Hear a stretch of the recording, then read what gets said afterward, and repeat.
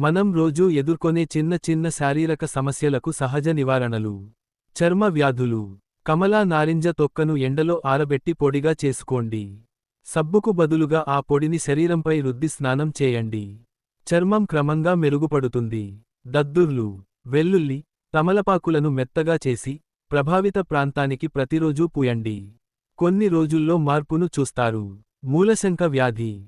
కందగడ్డను కోసి, కందిపప్పుతో కలిపి, సాంబార్గా చేసుకోండి.